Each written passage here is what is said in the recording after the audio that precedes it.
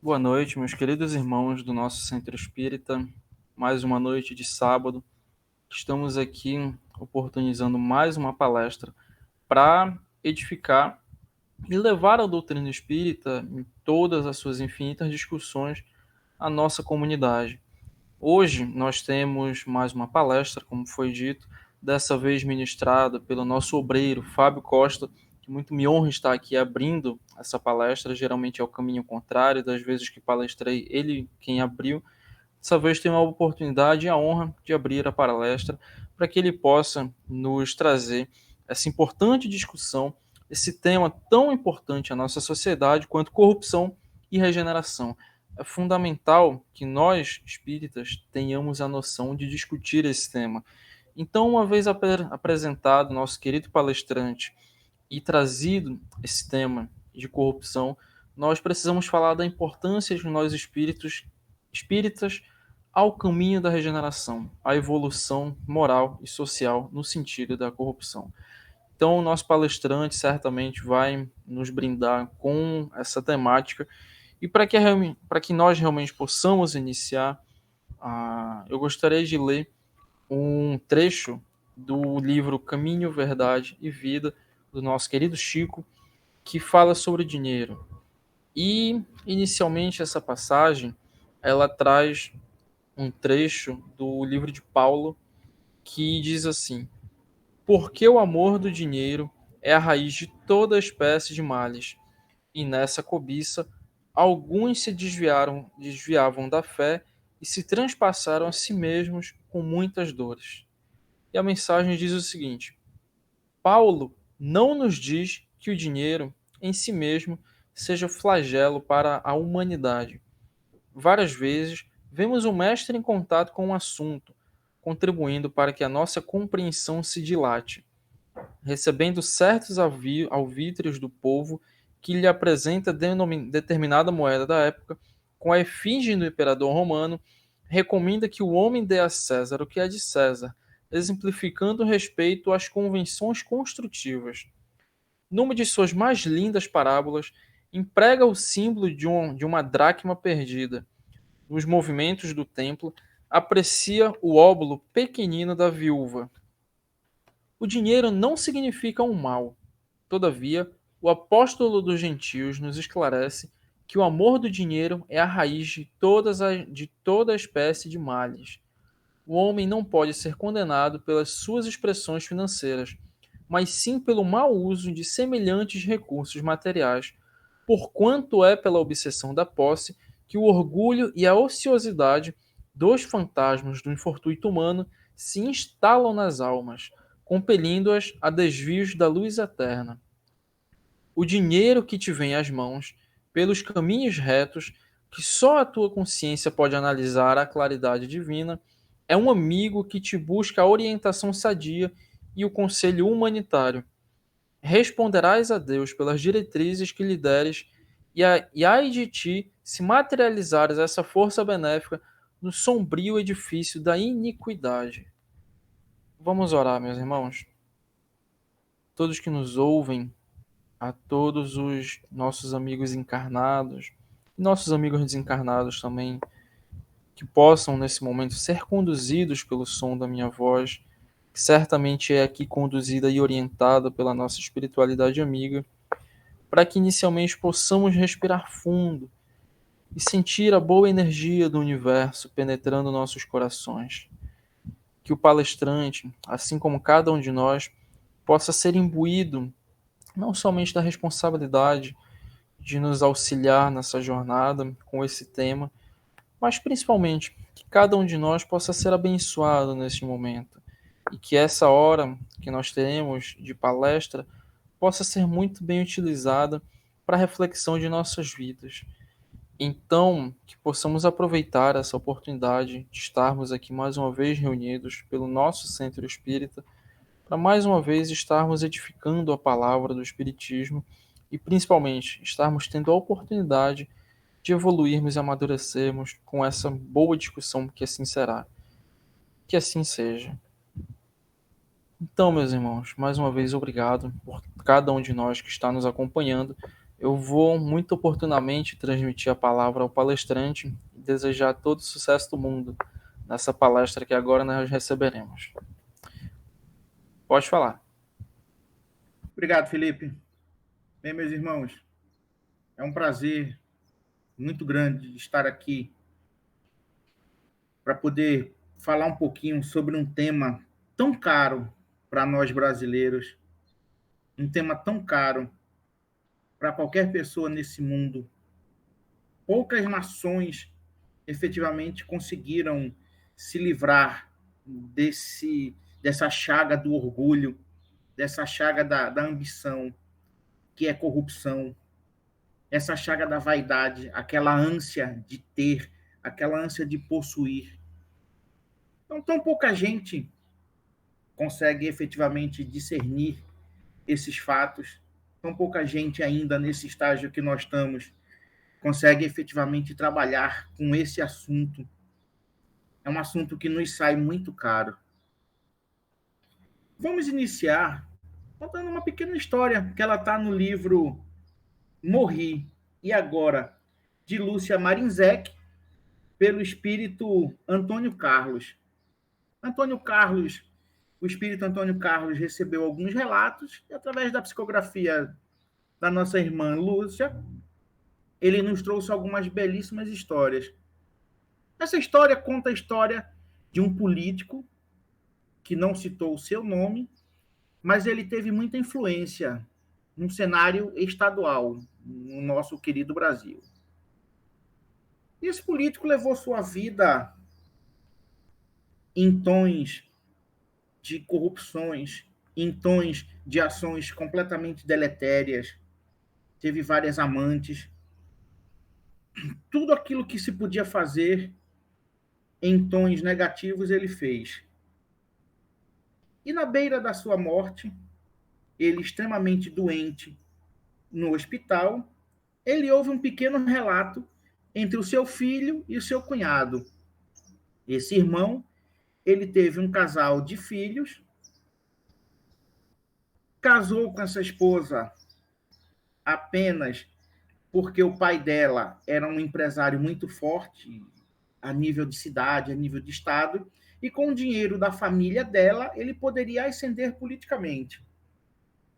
Então, no leito de morte, a qual nós vemos nós vemos a sensibilidade nos aflorar a pele, esse irmão estava lá, em estado semiconsciente, já ouvindo vozes, já vendo vultos, já vendo os cobradores das suas próprias ações. E o filho dele falando para o cunhado: temos que transferir todos os dinheiros, todos os recursos disponíveis na conta de papai para minha conta, para sua conta. Temos que tirar tudo no nome dele, porque não vai se demorar ele em vida. E ele, naquele estado semi-letárgico, mas ouvindo essa conversa dos filhos, do filho do cunhado, do genro, ele se sentiu mal, se sentiu angustiado, porque a angústia já estava lhe tomando o ser. Porém, ele concordou com o filho, dizendo: seria exatamente o que eu iria fazer. Eu sempre fui um homem muito prático, passei essa minha praticidade para os meus filhos, passei essa praticidade para a esposa. E o filho falou para o cunhado: eu vou falar com mamãe, mamãe não vai se opor a essa ação que eu vou fazer. Ela tem várias contas em conjunto com o papai, eles têm vários patrimônios escondidos, mamãe não vai se opor a gente fazer isso enquanto ele vive. E o espírito desse amigo político estava bastante angustiado, ele estava muito nervoso com essa situação. Passaram-se as horas, ele teve um estágio de pequena melhora, de pequena lucidez, e o filho falou com ele: papai, nós vamos tirar todos os recursos que estão na sua conta e vamos transferir para outras contas. E o pai dele simplesmente concordou com o fato. E o filho rapidamente começou a fazer determinadas operações. Passaram-se mais algumas horas, esse nosso irmão veio ao desencarne. Os médicos acorreram, como era uma pessoa bastante influente, como era uma pessoa de bastantes posses financeiras, os médicos acorreram para fazer o melhor que podiam por ele.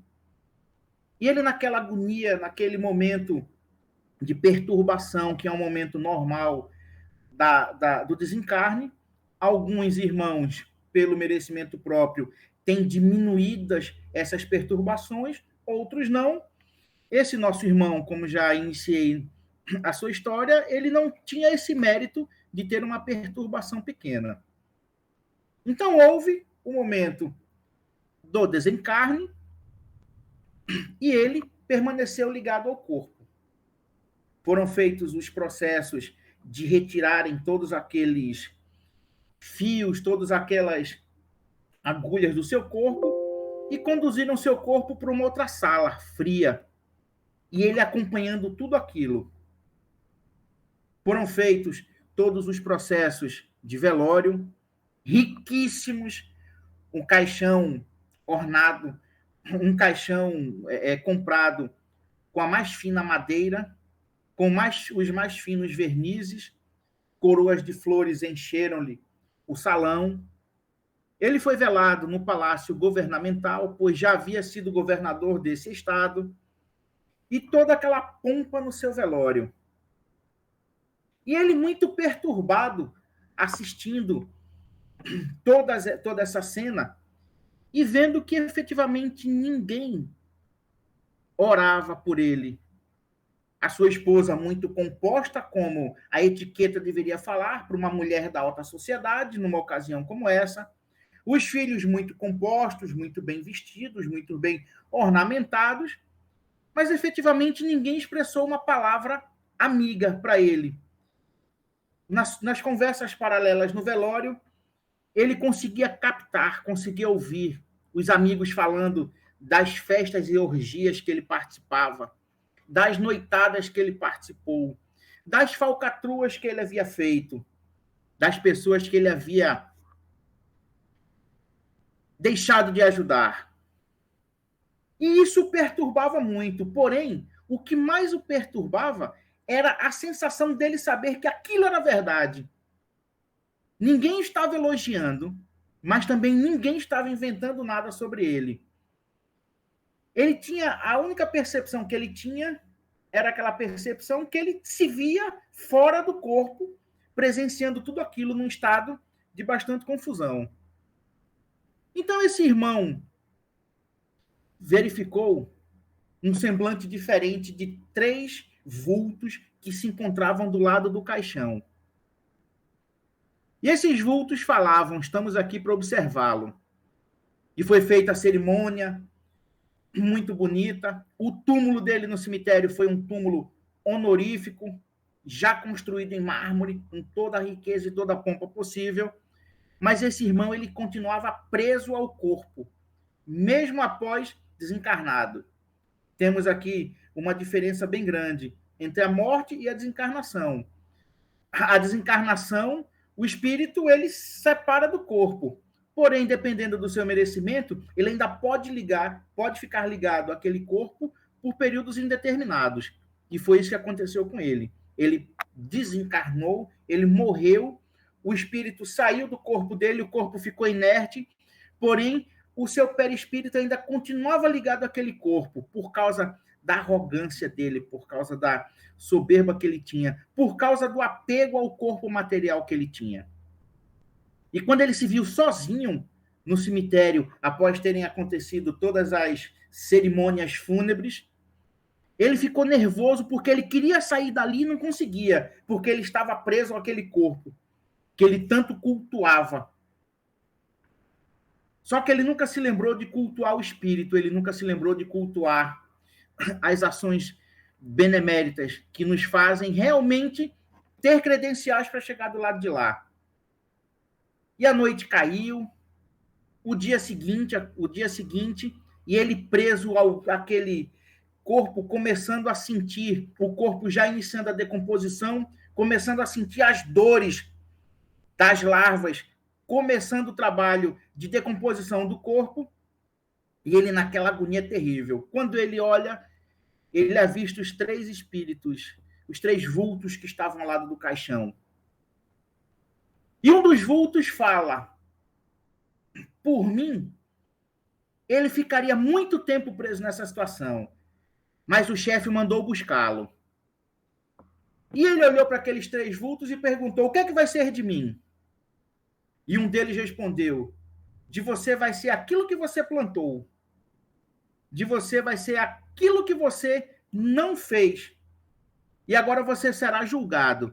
Então os espíritos pegaram ele e levaram ele para quando ele se viu num local, ele estava num salão muito amplo, sozinho. Daqui a pouco começaram a chegar outros espíritos na mesma situação e o salão ficou cheio. Em determinado momento, entra um espírito de um homem e outro espírito de uma mulher, que eram os juízes. No mundo espiritual isso é muito comum, esses julgamentos.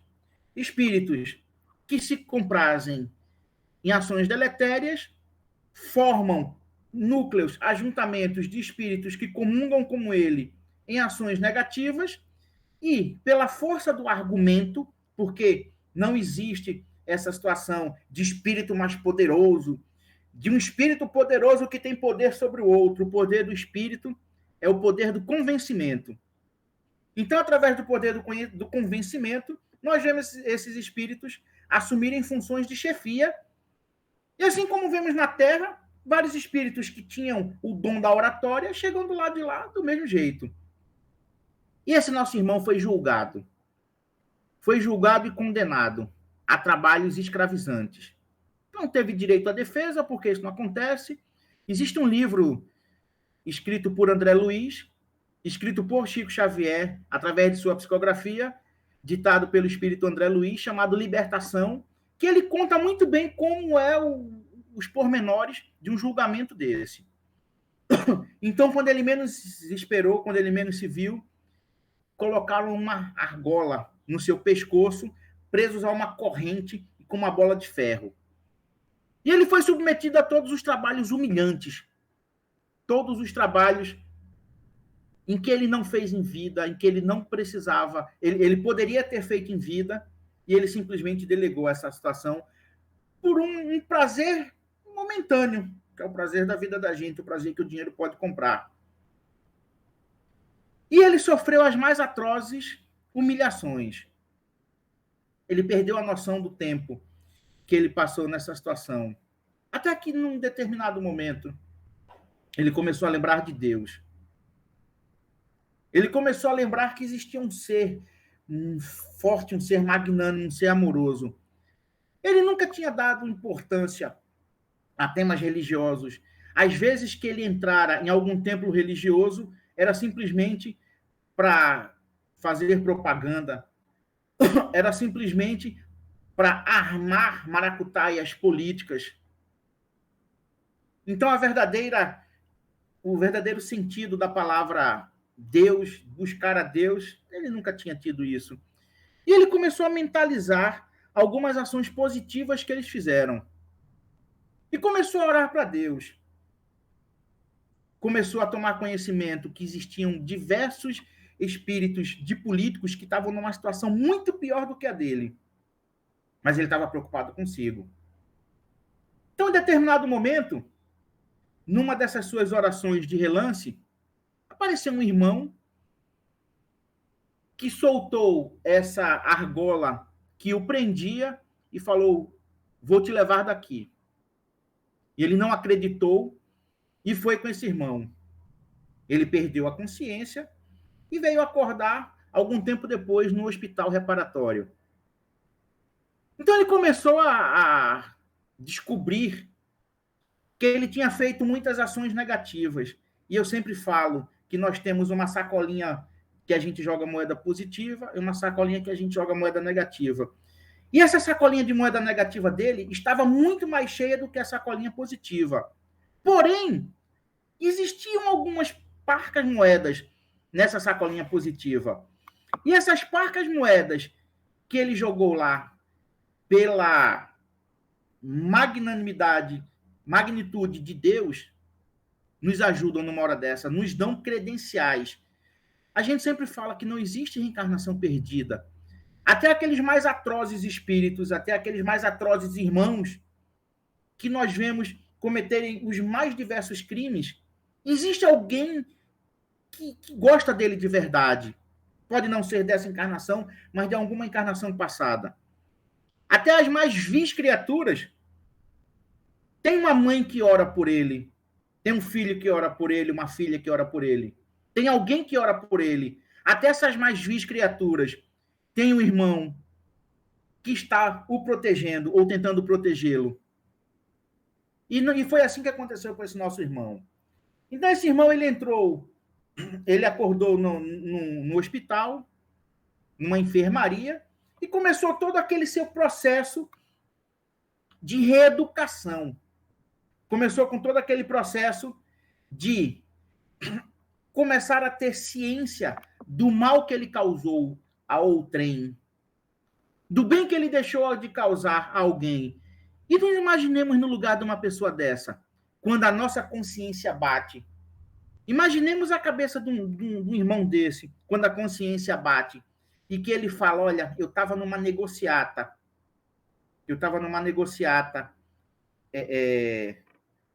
em que eu roubei merenda escolar. Por causa dessa merenda escolar, várias crianças deixaram de ir à escola, porque elas iam na tentativa de ter uma refeição. E algumas dessas crianças se tornaram criminosos. Por minha causa, diretamente ou indiretamente.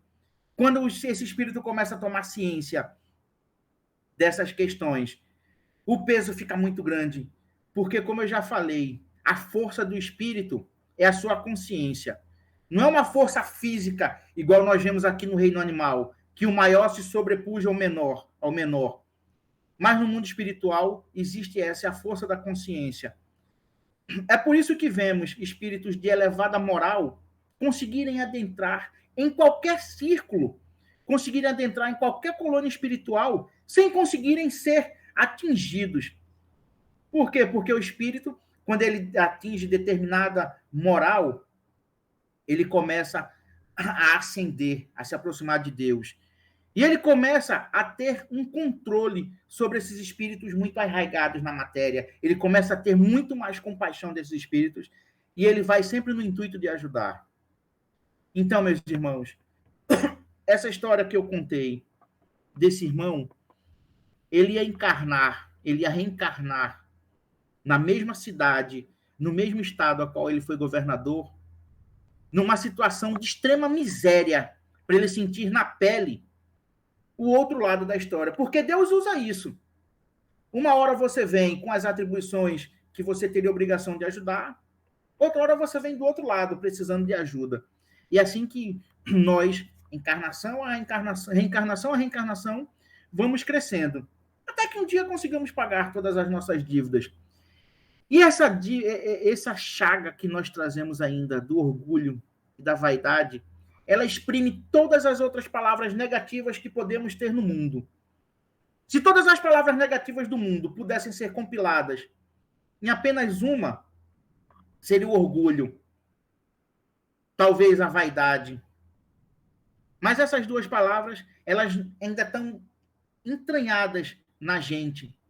E é através dela que nós temos a obrigação e o dever de lutar. Certa vez, Divaldo Franco estava almoçando num restaurante chique em São Paulo e ele viu uma pessoa, estava almoçando com amigos lá, e ele viu uma pessoa moribunda lá mexendo na caixa de lixo lá procurando comida. E os irmãos, sempre que têm a oportunidade de estarem com Divaldo, enchem de questionamentos. E perguntaram, Divaldo, por que Deus permite uma situação dessa aí? Por que nós estamos aqui nesse momento tendo a oportunidade de saborear um prato desse com todo o conforto e aquele irmão ele está ali virando a lata de lixo? O que foi que nós fizemos e o que ele fez? E Divaldo recebeu uma orientação imediata dos seus espíritos que o ajudam, falando, meu irmão, aquela pessoa que você está vendo ali, ela foi um político muito influente. E para completar ainda mais, essa avenida que nós estamos aqui leva o nome dela na reencarnação passada. E ele fez tanto mal, ele causou tanto mal a si próprio, que ele voltou do outro lado agora. Ele vivia perambulando na avenida que leva o mesmo nome dele na reencarnação passada, simplesmente como um mendigo maltrapilho, aquelas pessoas invisíveis, que nós ainda teimamos em passar e virar para o outro lado, achando que ele não existe. E quanta da corrupção é levantada por irmãos que tinham a obrigação de ajudar e não ajudam, simplesmente por quê? Por um poder efêmero, que é o poder do dinheiro. Esse nosso irmão da história, que eu contei, do que lhe valeu todo o dinheiro que ele tinha na terra? Do que lhe valeu todos os seus imóveis?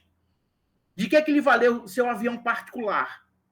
De que lhe valeu todas as suas casas na praia, todas as suas fazendas?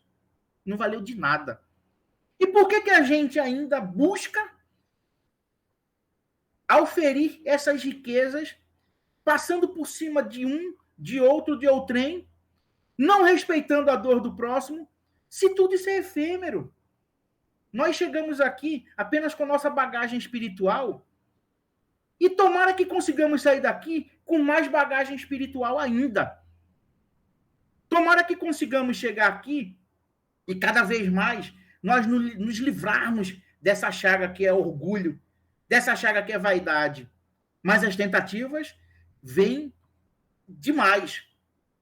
Todas as pessoas, por mais humilde que seja, elas são tentadas diuturnamente a serem corruptos. Então cabe no íntimo de cada um pensar se isso é válido ou não. Estamos saindo ainda, ou estamos no meio, ainda são muito desencontradas informações, de um período que vai entrar para a história, chamado Covid. No futuro, as futuras gerações vão falar desses anos, desses dias que nós passamos, que temos que tentar nos reinventar. E quantos irmãos nós vimos, em detrimento da saúde dos outros, estarem auferindo lucros? Quantos irmãos nós vimos podendo vender uma garrafa de álcool que ajudava por X e vendendo por 10X, somente para oferir algo efêmero? Quantos irmãos nós vimos simplesmente furtando, porque não tinham a hombridade de ajudar o seu próximo, e depois aparecendo na câmera lá, nas câmeras, como querendo ser o salvador da pátria? Quantos estados nós não vimos aí deixando pessoas morrerem por falta de oxigênio, simplesmente por problemas relativos à corrupção? Vocês imaginam que esses irmãos não vão pagar lá no mundo espiritual? Claro que vão. Existe uma lei, que é uma lei de Deus, chamada Lei do Retorno, Lei de Ação e Reação. Essa lei, todos nós estamos nela, nós estamos imersos nela. Ninguém vai conseguir evoluir se não pagar os seus últimos centis.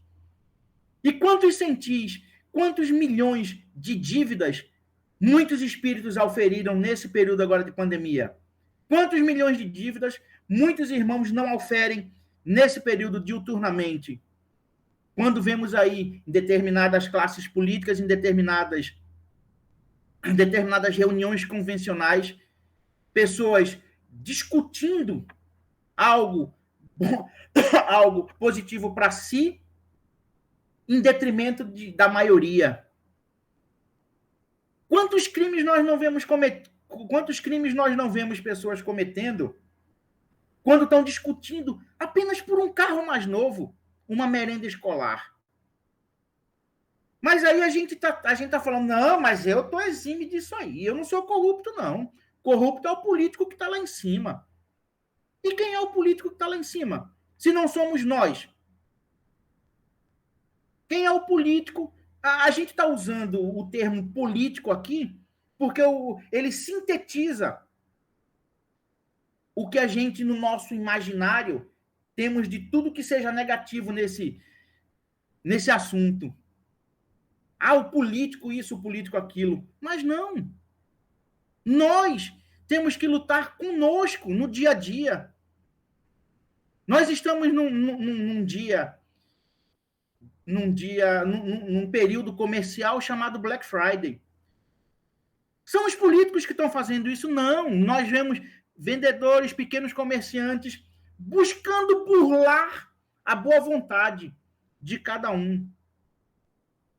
Eu tenho um grande conhecido que no decorrer dessa semana, ele foi comprar um produto num supermercado aqui, o produto custava R$ 32. Ele foi no outro dia, o produto passou para R$ 75. Aí apareceu a Black Friday, produto pela metade do preço, R$ 35. Será que o político que está lá em cima é o corrupto sozinho da história? Será que nós não temos essa responsabilidade também? Mas Jesus, Deus, com a sua magnânima bondade, ele nos dá o discernimento de nós podermos mensurar os nossos passos, os nossos exemplos.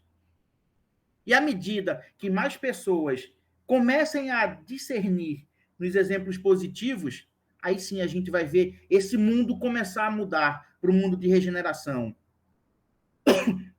Estamos nesse período de mudança. Estamos nesse período em que o planeta Terra ele está precisando evoluir. E o planeta Terra não vai ficar esperando a boa vontade de A, B ou C, não. É A, B ou C que vai ter que procurar reencarnar, que vai ter que procurar se corrigir para poder permanecer nesse planeta. Assim como nós já ouvimos bastante a literatura espírita falar dos exilados de Capela, no futuro, alguém vai falar dos exilados da Terra, que somos nós, se nós não nos corrigirmos. Somos nós, se não revermos as nossas ações, seremos esses exilados da Terra. Aí a gente começa a verificar, a gente começa a ver qualquer informação jornalística, a gente começa a ver que o Brasil é o país que mais se mata no mundo por armas de fogo, o Brasil é o país que mais carros roubados se tem, o Brasil é o país que tem altos índices de corrupção. O Brasil, infelizmente, é o país que registrou o maior rombo de corrupção da história, chamado Mensalão.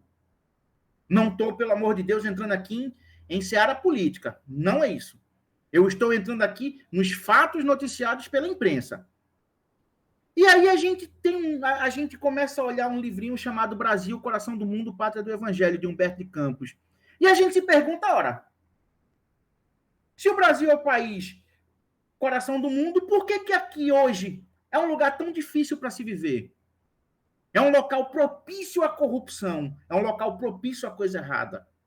O próprio governo, nossos próprios governantes fomentam a gente ter de fazer coisas desleais. Por que esse aqui é o país do Cruzeiro? É o país do amanhã. A gente começa a ver na formação. Cristo veio aqui mais ou menos no ano 1200, e daí para cá se começou a formação. Cristo escolheu o Brasil como a pátria do Evangelho. E o Espírito Ismael foi o Espírito designado por Jesus a coordenar aqui a nossa missão espiritual. Quando começamos o Brasil, Ismael chegou para Cristo, pediu uma audiência para ele, sentou na frente de Jesus e começou a lhe contar o relatório do que ele achava do Brasil. Falou, mestre, nós trouxemos alguns irmãos europeus e eles querem se assenhorear de tudo. Trouxemos alguns irmãos africanos da Mãe África. E o que esses líderes fizeram? Aprisionaram. Temos os nativos aqui com sua vida simples. E o que está acontecendo? Estão matando e tomando suas terras. Ismael começou a chorar na frente do Cristo, falando, Jesus, não vai dar certo, não. Não vai dar muito certo essa história do Brasil ser o país do futuro, não. E Jesus, serenamente, quando esperou Ismael expor-lhe o que estava sentindo, Jesus serenamente falou, Ismael, meu filho, Temos uma solução para resolver os seus problemas. Ismael encheu o peito de alegria. Ele encheu a sua mente de esperança. Falou, sim, mestre, me oriente o que é que a gente faz nesse país que é Brasil, que é a pátria do evangelho, que é o país do futuro, onde o exponencial de amor vai eclodir para o mundo. E Jesus falou, Ismael, vá para a Europa, vá para a Ásia, vá para a África, pegue todos aqueles espíritos dos maiores criminosos horrendos que existiram, todos aqueles espíritos de pessoas que falharam na igreja, de pessoas que falharam em reinados, de pessoas que falharam em todas as áreas, e leve todos eles para reencarnar no Brasil. Eu acredito que se Ismael tivesse num corpo físico em que o seu coração palpitasse, provavelmente o coração dele ia parar com essa ordem de Jesus. Ismael ficou sem entender o pedido de Jesus. Mestre, eu vim aqui reclamar do pouco que a gente tem que não está dando certo. O senhor está falando para eu pegar todas essas orbes de espíritos que se comprazeram, que falharam, e levar todo mundo para lá? Jesus, sim. E Jesus falou, meu irmão, eu não fui à terra para os sãos, eu fui à terra para os doentes. E o Brasil não é aquele país que você vai ver transfigurar na maior paz do mundo. Aquele país que todo mundo vai ser o rico snob, como alguns países do mundo tentam ser e passar. Não vai ser aquele país rico snob em que ele vai somente esbanjar as forças materiais. O Brasil é um hospital. Então, o espiritismo surgiu com Allan Kardec na França, que era o centro cultural do mundo. Mas onde é que o espiritismo floresceu? Onde é que o espiritismo é forte? Onde é que o espiritismo tem mais adeptos e trabalhadores no mundo que professam o cristianismo primitivo? É aqui no Brasil. Por que o espiritismo não nasceu aqui no Brasil? Por que o Kardec não reencarnou aqui no Brasil? Porque se fosse com aquela visão que se tinha naquele momento, se o espiritismo tivesse surgido no Brasil, não teria tido o ímpeto e a força de ter surgido em Paris, no meio acadêmico, na cidade luz do mundo naquele período. Aqui no Brasil não se tinham todos aqueles relatos sangrentos feitos pela Inquisição. Então, Ismael, aceitando a ordem de Jesus, ele voltou aqui para o Brasil e começou a mandar seus emissários buscarem aqueles irmãos falidos em outros países. E esse irmão que vos fala provavelmente foi um desses vindo para cá. E todos aqueles irmãos tiveram a oportunidade de renascer aqui. Vemos um irmão que, com toda a sua arrogância e pompa, de outrora como senador romano, chamado Públio Lentulus, que já havia sido Públio Lentulus Sura, seu bisavô. Pergunta para o Públio Lentulus se para ele o Brasil não é o coração do mundo, a pátria do evangelho, porque ele teve a oportunidade de renascer aqui, como o padre Manuel da Nóbrega. E quem é o Públio Lentulus? E o espírito que habitou o padre Manuel da Nóbrega? O nosso querido Emmanuel. Então o Brasil foi uma pátria hospital para ele. Ele veio para cá se curar das suas chagas morais e desenvolver um outro trabalho imenso. Imaginemos o outro irmão, Fabiano de Cristo, o José de Anchieta, que veio para aqui no início da colonização. E depois ele reencarnou para completar seu serviço como Fabiano de Cristo. Se esse país aqui também não é a pátria do futuro, a pátria do evangelho, a pátria do cruzeiro. Então isso aí, meus irmãos, essa corrupção, essa dor moral que nós estamos sentindo, isso é alguma coisa que tem que ser combatida por nós a cada passo que nós damos, a cada minuto das nossas vidas. Isso tem que ser combatido. Isso tem que ser aprimorado, isso tem que ser melhorado.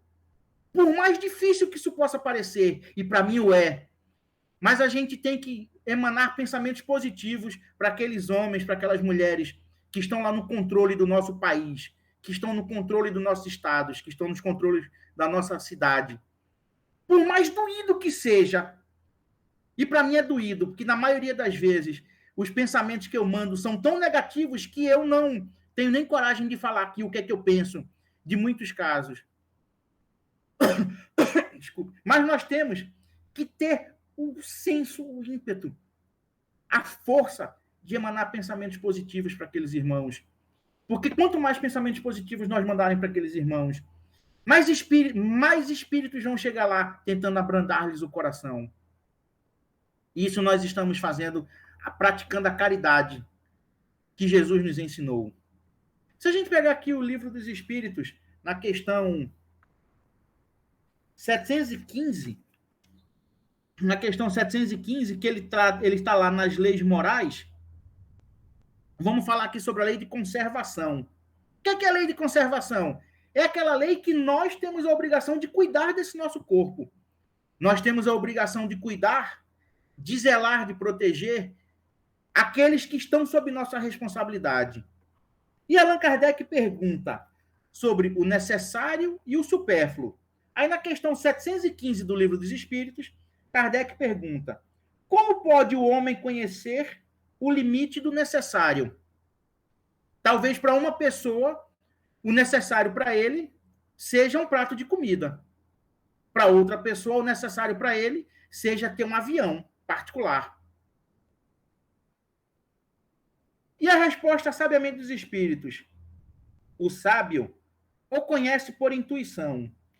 Muitos o conhecem por experiência e às suas custas. O que é que os espíritos quiseram dizer com isso? Que cabe a nós discernir, cabe a nós aprender o que é válido, o que é realmente interessante. Para aquele irmão que naquele momento desencarnou lá o político que eu falei do início da conversa, naquele momento, todas as suas riquezas, o seu avião, o seu iate, lhe serviu de alguma coisa? Ele não soube mensurar essa resposta, ele não soube mensurar o que era realmente importante. Não sei o histórico muito bem do político, não tenho condições de falar bem sobre ele, mas algo que me marcou muito foi um político que tinha ex-governador de São Paulo chamado Mário Covas. Mário Covas estava doente, em fase terminal de câncer, e ele deu, eu acho que foi a sua última entrevista, e ele falou para os repórteres: eu vou para casa fazer a única coisa que nesse momento não custa dinheiro, é amar minha família e estar entre eles. Então, olha o discernimento que Mário Covas teve naquela hora. Deve ter tido sua vida de altos e baixos, não estou entrando no mérito de corrupção, porque eu não sei sobre a vida dele, desconheço, mas eu estou falando exatamente dessa mensagem que ele passou no final da sua vida. E nós temos essa propensão a falar no final da vida, de tentar rever os nossos erros, de tentar corrigir os nossos erros. E Chico nos fala que temos até o último segundo de vida para tentar amenizar aquilo de mal que a gente fez. Como também temos até o último segundo de vida para errar. Então, cabe a nós o discernimento. Para mim, para nós espíritas, a certeza da vida futura, a certeza das ações que nós fazemos trazerem reflexos futuros é algo que nos permeia. Ora, tem muitas ações que eu gostaria de fazer e não faço porque eu sei que eu estou imerso numa lei de causa e efeito. Eu estou imerso numa lei de que se eu jogar um bumerangue, as ações que eu fizer são um bumerangue, que qualquer hora ele vai voltar para mim.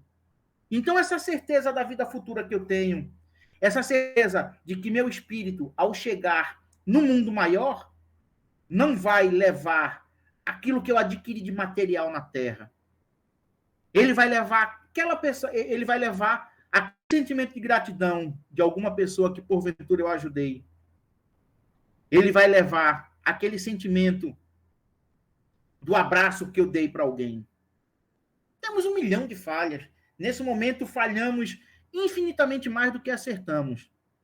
Mas a nossa vida é feito isso. A nossa vida nesse momento é de altos e baixos.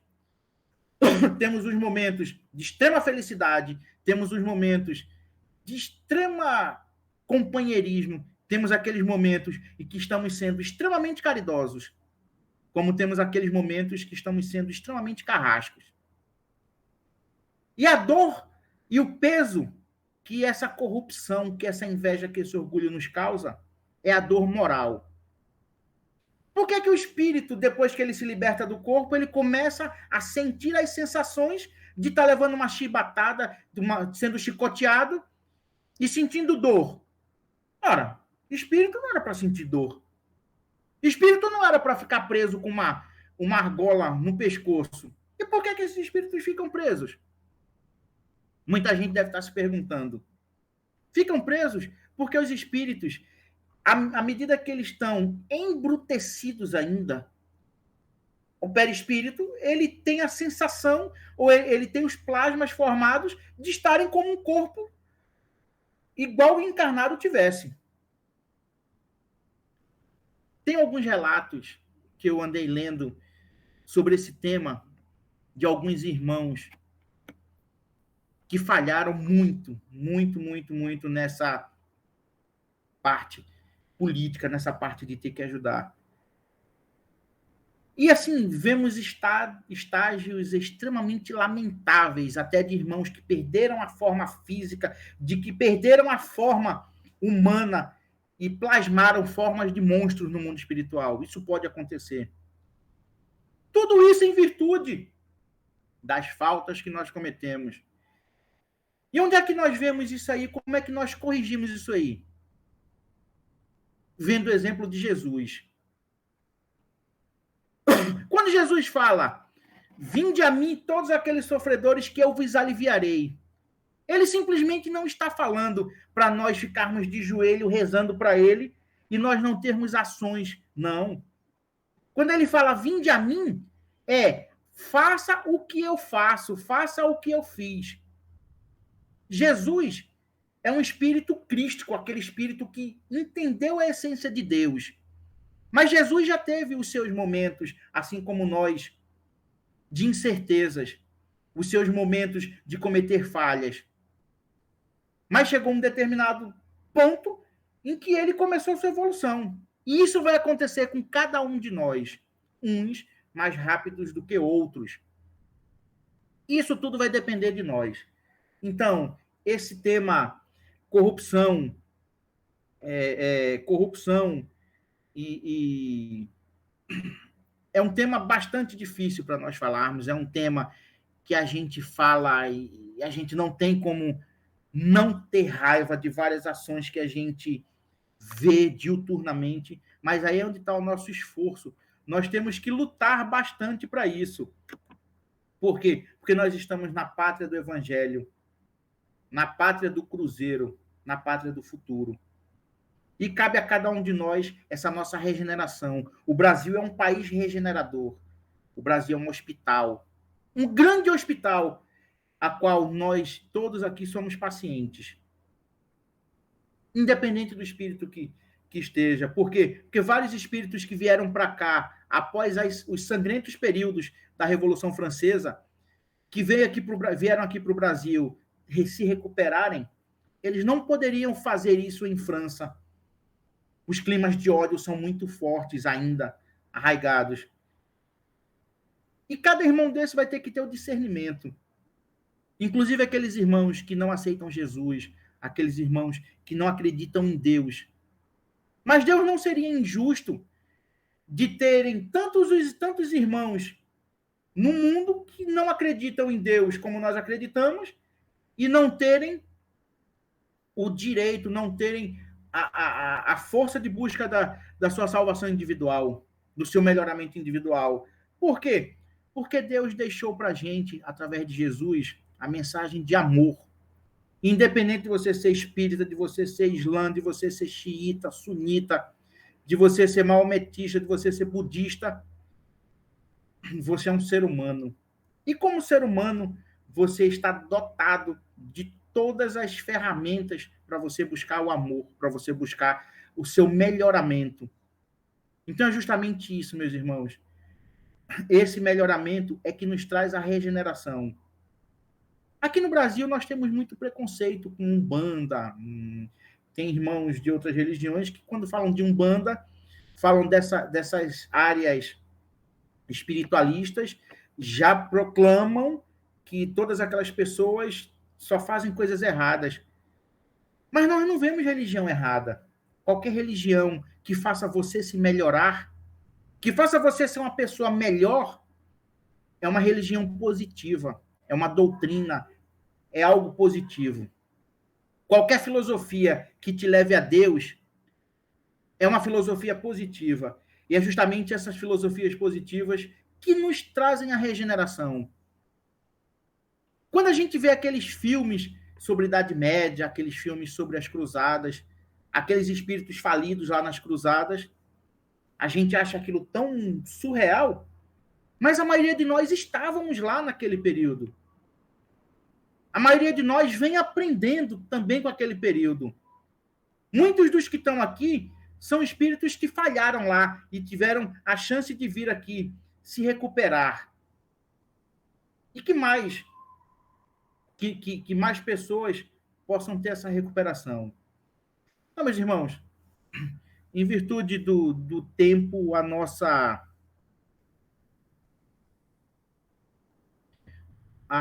explanação ela vai chegando ao final.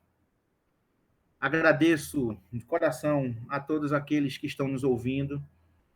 Que Jesus possa estar no coração de cada um. Que nós possamos verdadeiramente buscar a nossa regeneração individual. Como é que a gente busca essa nossa regeneração? O que é que eu faço? Vá trabalhar pelo seu irmão. Trabalhe pelo seu irmão. Ah, mas eu não quero não. Vou com raiva. Vá com raiva. Ah, não quero mais não. Vá uma segunda vez, você já não vai com tanta raiva feito fez da primeira. E assim sucessivamente até chegar um dia que aquilo vai lhe dar prazer. E é justamente esse trabalho que você vai fazer que vai lhe dar as credenciais da sua regeneração quando você chegar no mundo maior. Então, desejo a todos uma excelente noite e que cada um fique na presença de Jesus. Muito obrigado a todos, que assim seja.